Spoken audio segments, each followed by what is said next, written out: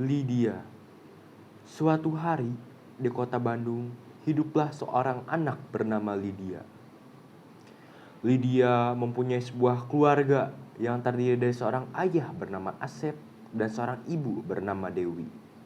Serta Lydia memiliki dua saudara laki-laki yang bernama Pajar serta saudara perempuannya yang bernama Kartika. Lydia adalah anak terakhir. Dia selalu dirundung oleh kedua kakaknya dikarenakan kakaknya suka mengira bahwa Lydia adalah anak yang dispesialkan atau sering disebut anak emas oleh kedua orang tuanya.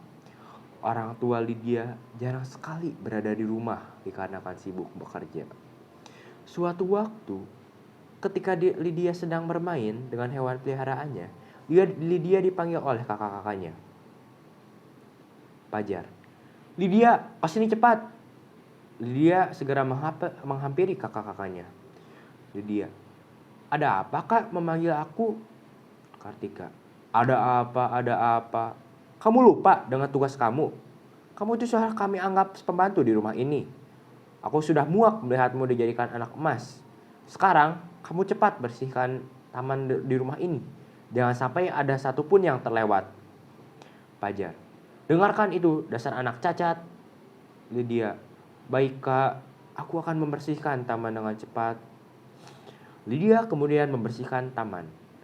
Akan tetapi, saat Lydia membersihkan taman, tiba-tiba dia dijahili oleh kakak-kakaknya. Alhasil, taman pun menjadi kotor lagi. Saat itu Lydia begitu sedih karena dia sudah membersihkan taman lama sekali.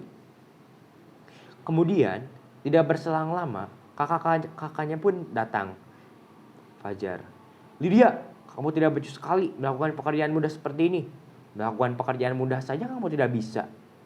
Memang benar-benar sampah." Kartika, "Aku akan menghukumnya kak." Lydia, "Ampun kak, ampun. Maafkan aku kak." Kartika akan segera menghukum Lydia dengan cara membuatnya diam di bawah terik sinar matahari. Tiba-tiba, tanpa disangka-sangka, ayah dan ibu Lydia pulang ke rumah dan kaget melihat Lydia dirundung. "Pak Asep, apa-apaan ini? Kenapa kalian tega menyakiti adik kalian sendiri?" Bu Dewi, "Apakah kalian tidak merasa kasihan kepada adik kalian sendiri?" Kakak Lydia pun ketakutan setelah ditegur oleh ayah dan ibunya.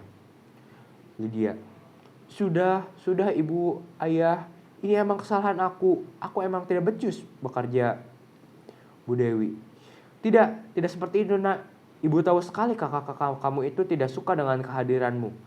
Pak Asep, "Mengapa kalian tega merundung adik kalian sendiri? Kalian seharusnya menghormatinya, karena sesama keluarga. Apabila ayah melihat kalian merundung adik kalian lagi, maka ayah tidak akan segan-segan untuk menghukum kalian." Sudah itu, kakak-kakak Lydia tidak pernah mengganggu Lydia ketika berada di wilayah rumahnya. Mereka terus mencari cara agar mereka bisa balas dendam kepada Lydia. Fajar, "Bagaimana kalau kita hukum Lydia di luar rumah saja Kak Kartika?" Kartika, "Ide bagus. Dengan itu ayah dan ibu tidak akan tahu bahwa Lydia dihukum." Hahaha. Dengan ide busuknya, mereka mengajak Lydia untuk pergi ke suatu hutan. Fajar, "Lydia, ikutlah dengan kami pergi ke hutan. Kami akan minta maaf kepadamu di sana. Kami sadar kesalahan kami kepadamu." Lydia, "Baik kak, saya akan ikut. Bagi aku, kakak adalah segalanya." Dengan senyum liciknya, mereka pergi ke hutan. Akan tetapi, saat di hutan, mereka malah bertemu seekor harimau yang sangat besar.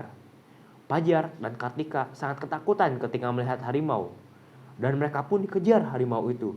Lydia sangat kebingungan harus menolong kakak-kakaknya. Bagaimana? Dia sangat takut apabila kakaknya terluka. Dengan keberanian Lydia, dia mencoba menghadang harimau itu sendirian dan menyuruh kakaknya untuk lari. Lydia akhirnya terluka parah karena serangan harimau itu yang hampir saja melukai kakak-kakaknya. Pajar dan Kartika pun merasa sangat bersalah kepada adiknya. Mereka dengan berusaha kuat mencoba melindungi adiknya. Walaupun begitu, mereka semua tetap terluka oleh harimau itu yang tidak ada tandingannya.